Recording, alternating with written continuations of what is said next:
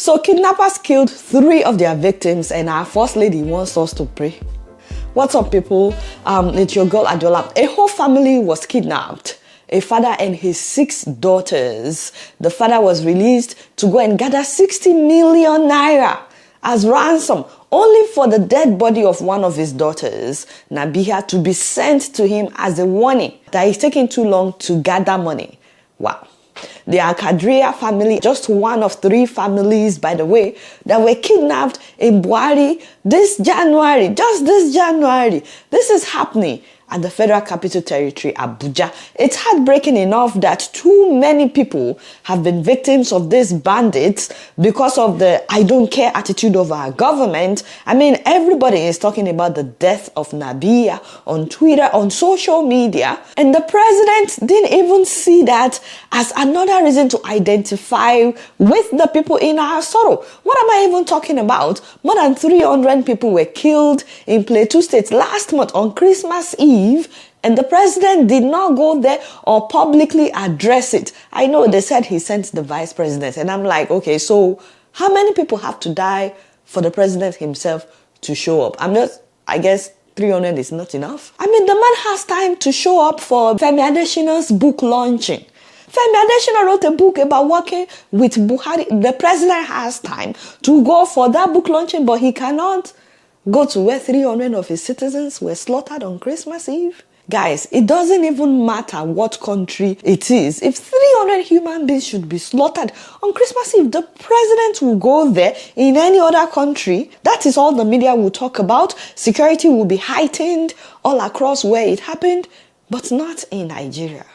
Unfortunately, though, a lot of people still like to defend the failure of our government to ensure the safety of the lives of every Nigerian simply because they are not directly affected. However, if you think that Plateau is far, let me tell you, it is gradually moving closer. A few years ago, if anyone had said, oh, this could happen in Abuja, I would say no. And I would think that Minister Wike would be concerned about issues like this. Instead, the man is busy with Rivers politics. But what I don't understand is our first lady, while sympathizing with the family on Twitter, which is good that she's sympathizing, but I don't understand her calling on Nigerians to pray. Do you people even know that you are the government? Do they even know that they are the ones in control of the security forces? Yes, we should always pray, but prayer without works is dead. Somebody's children are in captivity. Every minute counts, every hour counts. You have all the resources to help them, to be an answer to their prayers. Madam, if your own children should be kidnapped, would you come on Twitter telling us to pray?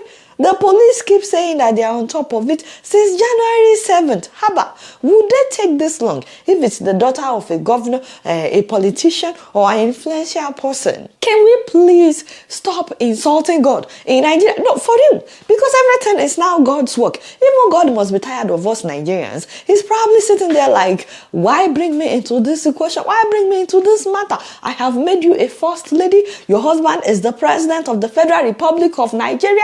You have everything you need to make a difference. If our police really want to track down anyone, they would. Those people are communicating by phone. No, be so. What is the point of the NIN and BVN as well? I mean, all this data that the government has collected, Biko, enough.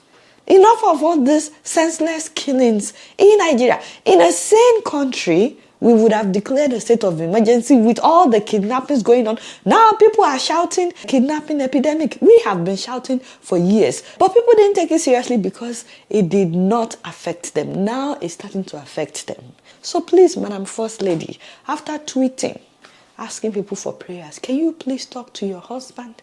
You guys should know exactly what the police are doing and what they are not doing and what they can still do. You obviously have access to whatever the security forces are doing. You can actually help this family, Madam First Lady.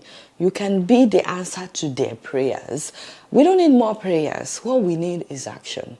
Amen, somebody. Meanwhile, we're still waiting to hear from the presidency about the 3 billion naira that the president, through Honorable Gbajabi Amila, allegedly approved for Madam Betta Edu to verify National Social Register. For now, Mr. Bayo Ononuga, the special advisor to the president on information and strategy, has said that we should be patient. So we are being patient. We're waiting to know if truly President Tinubu approved taking 3 billion naira from the COVID palliative fund. Wait, so there's still billions left from the money that Buhari was supposed to use to feed people during COVID lockdown? La ilaha illallah. Why are people so wicked? Some bought the food, they locked them away while people were hungry. And now we're finding out there's still billions left that, oh God. So our new president, Tinubu, now allegedly approved using 3 billion from that money to verify National Social Register. Verify. I mean, what does that even mean? I don't get it. In any case, this is what the man said. He said, I'm sure that the EFCC has seen that memo from the Office of the Chief of Staff and they're doing something about these findings. Let us allow them to do their work. Let us not double investigate the same issue or engage in a media trial on an issue under investigation. Nigerians should exercise patience. Okay now, Daddy, no problem. We are waiting. We are exercising patience. But you will not sweep this under the carpet. 3 billion? The devil is a liar. Now, speaking of